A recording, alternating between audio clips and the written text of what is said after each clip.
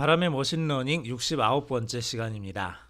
기울기에 대해서 우리가 지난 시간에 편미분을 조금 공부를 했고요. 편미분으로 x제곱, x0 제곱 플러스 x1의 제곱을 우리가 각각 x0에 대해서 편미분을 해보고 x1에 대해서 편미분을 해보는 거를 연습을 해봤습니다. 오늘 이걸 우리가 왜 했는지 다시 한번 좀 설명을 해드리려고 하는데요. 짧게 좀 넘어가겠습니다.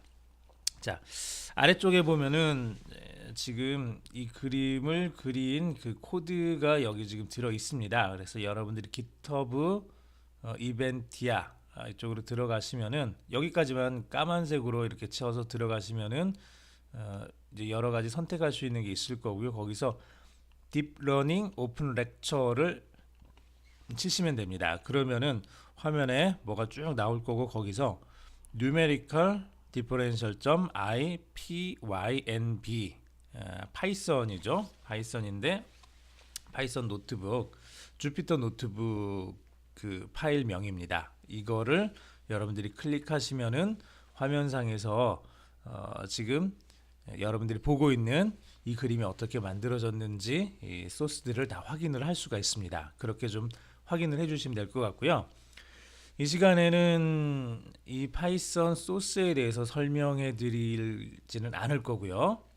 x제곱, x0 제곱 플러스 x1 제곱, x0의 제곱, x1의 제곱이라는 이 최종적인 f라는 함수가 이렇게 그려지는 것까지는 우리가 지난 시간에 봤습니다. 이것까지 봤고요. 이걸 가지고 이쪽을 가서 제일 아래쪽에 보면은 이제 왼쪽에 보이는 이 그림을 그린 그 코드가 있는데 이게 뭘 의미를 하는 거냐 그러면 우리가 지난 시간에 편미분을 사용을 해봤습니다. 편미분을 사용을 해서 x0는 놔두고 x1에 대해서만 편미분을 해보거나 혹은 x1을 놔두고 x0에 대해서만 편미분을 해보거나 이렇게 좀 진행을 했었죠.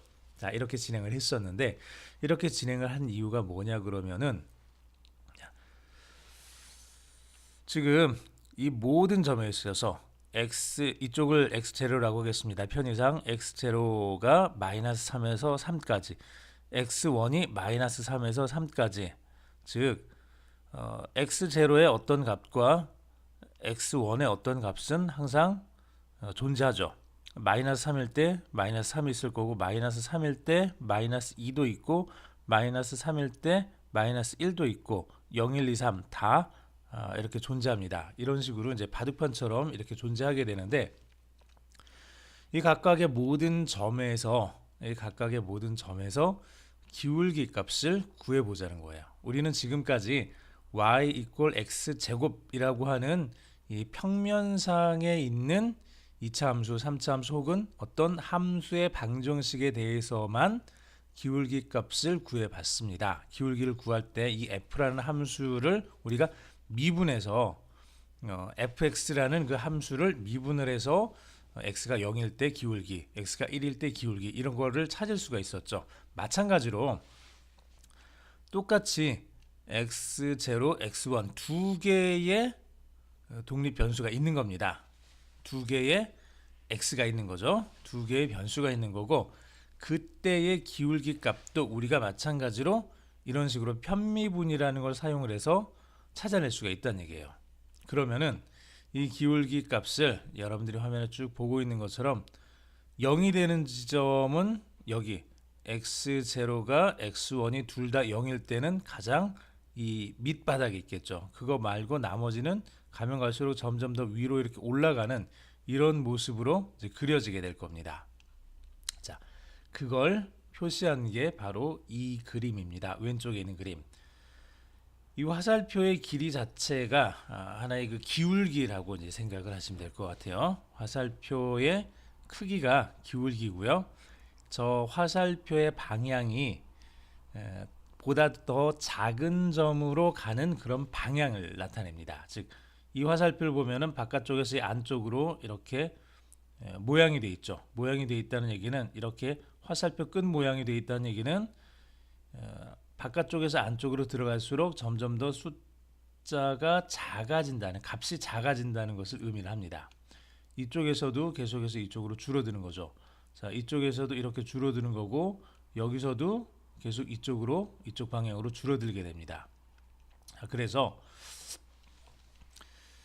왼쪽에 있는 이 그림을 보고 우리가 뭘 알 수 있는 거냐 그러면은 우리가 어떤 한 부분에 있어서 어떤 한 점에 있어서 이 점의 기울기 값을 찾을 수가 있고요. 두 번째로 이 화살표의 방향에 따라서 이 화살표의 방향을 가르치는 쪽에 가장 작은 최소점 더 작은 그 값이 존재할 것이다 라는 걸 우리가 알 수가 있다는 거죠. 그걸 이용해서 우리가 최소값이 존재하는 그 위치를 찾아낼 수가 있다는 얘기예요. 그래서 어떤 점이든지 하나를 우리가 딱 찾아내게 되면 자, 이 안에서 우리가 임의로 x0를 1.5로 그리고 x1을 마이너스 1.5로 이렇게 놓게 되면 마이너스 1.5, 1.5 되는 요 지점에 이런 화살표 값을 우리가 찾을 수가 있죠. 그러면 방향이 결정이 된다는 얘기예요.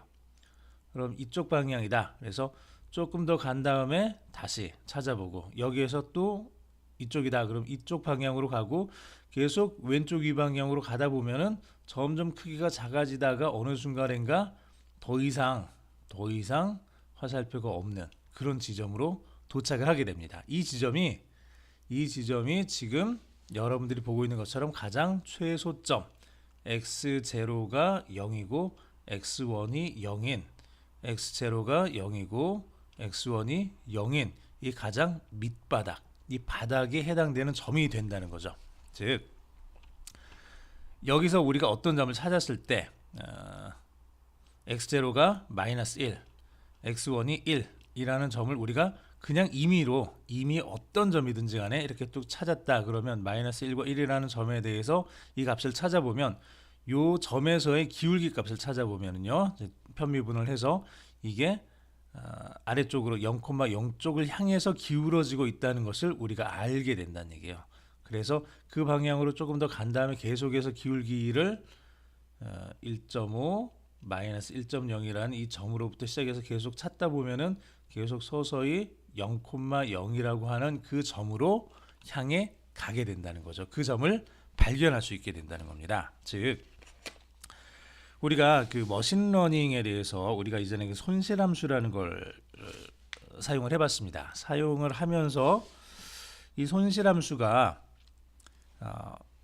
값이 커지면 커질수록 손실이 더 많아지는 거죠. 가능한 한 값이 작아지는 쪽으로 가야 되는 거죠. 즉 여기 있는 것처럼 값이 작아지는 방향으로 가도록 그렇게 만들어줘야 된다는 얘기예요.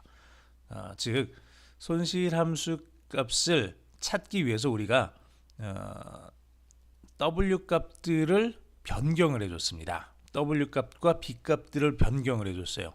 이 값들을 변경을 해주면서 처음에 그 손실함수를 통해서 나왔던 값이 10이라면 그 다음 W와 B 값을 고쳐서 나온 값이 9가 됐다 그러면 10에서 9가 됐으니까 작아진 거죠. 자, 10에서 9가 됐으니까 작아진 겁니다. 그 방향으로 계속 가면 된다는 얘기예요. 그런 식으로.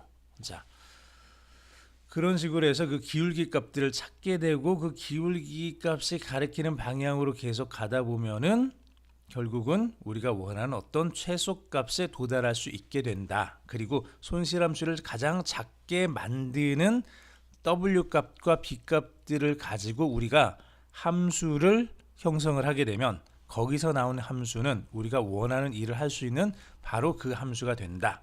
라는 게 지금 이 머신러닝에서 이야기를 하고 있는 거죠. 자, 그래서 이 W와 B 값을 계속해서 고쳐가면서 이 우리가 화면에 보이는 이런 그 과정들을 계속해서 고쳐가면서 점점 들어가면서 가장 작은 우리가 찾아낼 수 있는 가장 작은 점을 찾아내는 것, 그게 이제 우리가 머신러닝에서 트레이닝을 시키면서 알아내야 되는 그 해답이 되는 거예요. 트레이닝을 시킨다는 얘기는 우리가 어떤 임의의 점을 주고 그 임의의 점으로부터 계속해서 찾아 나가는 거죠. 더 작은 방향이 되게 작은 값이 되도록, 그렇게 작은 값이 되도록 굉장히 여러 번 반복을 해서 결국은 가장 작은 값으로 찾아가게 만드는 것. 그리고 그렇게 되도록 만들어진 W 값과 B 값들을 가지고 우리가 함수를 만들면 그게 곧 우리가 원하는, 우리가 사용하고자 하는 그 함수가 되는 겁니다. 자, 오늘 여기까지 하겠습니다. 간단한 설명이었는데 여러분들이 잘 이해를 하셨는지 모르겠네요.